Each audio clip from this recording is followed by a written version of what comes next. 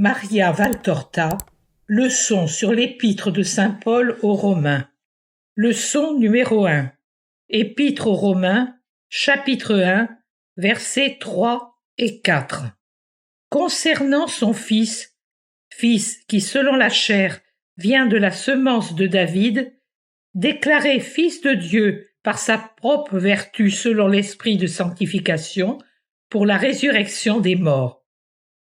L'auteur très saint dit « Déclaré fils de Dieu par sa propre vertu, laquelle, unique, multiple, de quelle nature? Je vais te le dire. Premièrement, de nature divine. Le Fils du Père est Dieu comme le Père, et le fait d'avoir pris une chair humaine n'a pas détruit ni suspendu son union avec le Père dont il est engendré. En lui, le Père se complaît.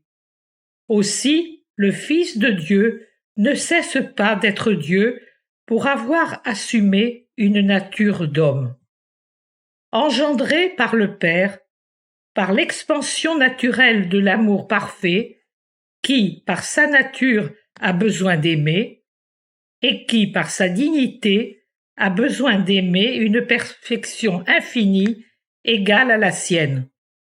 Tout autre amour de Dieu, exception faite pour celui de la très bienheureuse notre amour, est une bienveillance de Dieu. Lui seul, avec son amour de fils et de fils de Dieu, satisfait Dieu avec un amour digne de lui.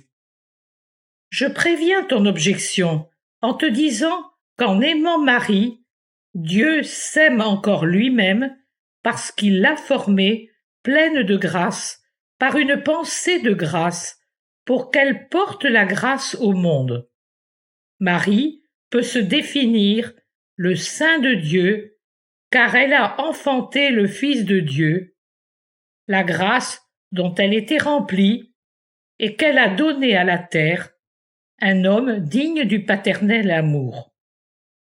Tel un bassin dans lequel les eaux circulent sans jamais s'écouler vers l'embouchure, ainsi Marie, eau très pure de fontaine scellée, naquit de l'ardeur incandescente de la pensée éternelle et passa par les rives de la paix, portant avec elle pureté et paix. Elle rentra en Dieu pour y accueillir Dieu et engendrer le Fils de Dieu. Elle retourna dans les arènes sauvages pour apporter la lumière, la vérité et la vie au désert des cœurs. Une fois sa mission accomplie, comme l'eau aspirée par le soleil, elle s'éleva à nouveau dans le sein mystique qui l'avait conçue et qui vous l'avait donné pour qu'elle vous enfante le salut. Là, elle est fontaine inviolée de pureté, unique miroir vraiment digne de la perfection. Et cette perfection, en regardant l'Immaculée, oublie tout ce qui est offense. Le Verbe ne cesse pas d'être Dieu du fait qu'il s'est fait homme. Sa divinité, son éternelle nature, n'est pas avilie par l'humanité dont il s'est revêtu. C'est plutôt l'humanité qui, grâce à son union avec la divinité, se trouve élevée à la perfection sans toutefois perdre sa nature. Les prodiges accomplis par le Christ le prouvent. Le Père toujours avec le Fils. Le Fils toujours Dieu comme le Père.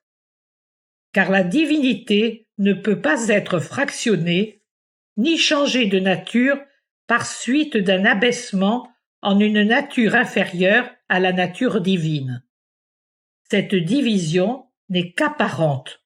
Jésus-Christ est donc Fils de Dieu par sa nature divine, étant le Verbe engendré par le Père, étant le Verbe qui s'est incarné par l'œuvre de l'Esprit Saint pour le salut de l'humanité. Deuxièmement, Jésus-Christ s'est déclaré aussi Fils de Dieu en sa nature humaine, vertueuse d'une manière parfaite. Jésus-Christ, le Fils engendré au Père dans la descendance de David, avait une volonté libre et, comme Dieu et comme homme. Ses actions témoignent de cette libre volonté, car il les a accomplies selon ce qu'il voulait, quand il voulait et sur qui il le voulait.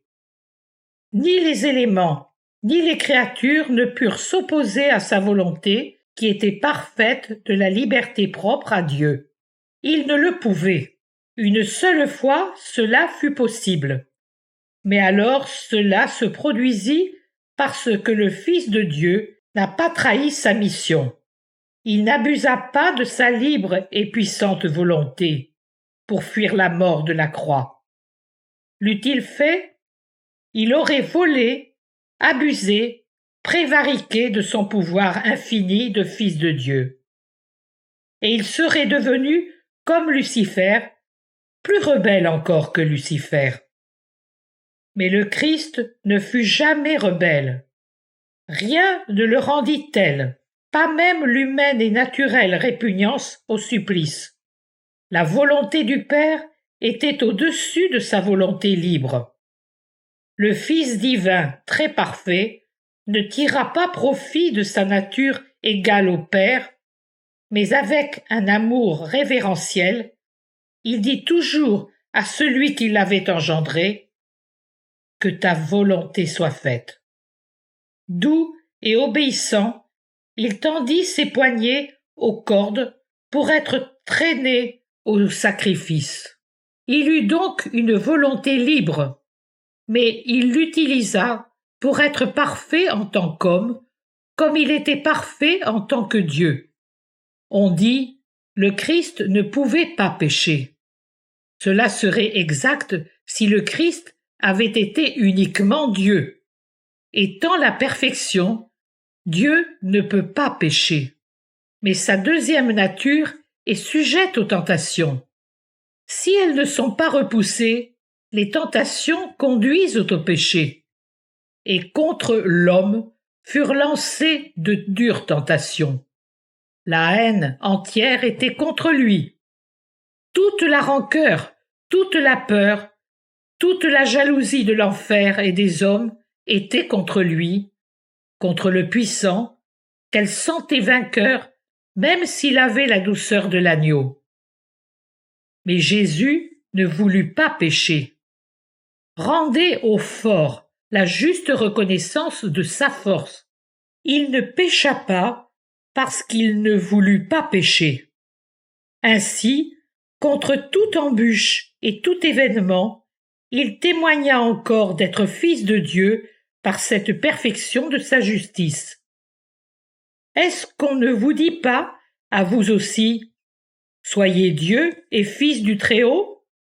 Lui le fut, car dans son humanité, semblable à la vôtre, il fut Dieu et Fils du Très-Haut par la justice de chacun de ses actes.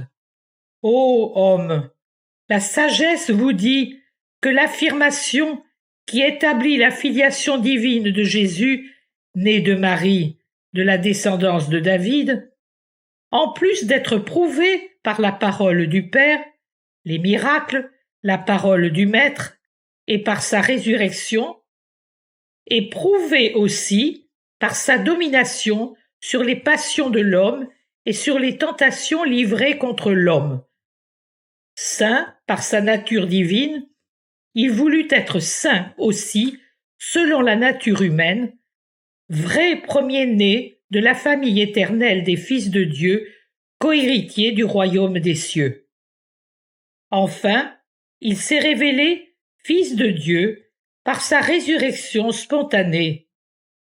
Dieu, lui, à lui-même, Dieu-homme, mis à mort par les hommes pour leur salut à eux, une fois le sacrifice consommé, et après avoir donné la preuve certaine d'être mort, il s'est infusé la vie à nouveau.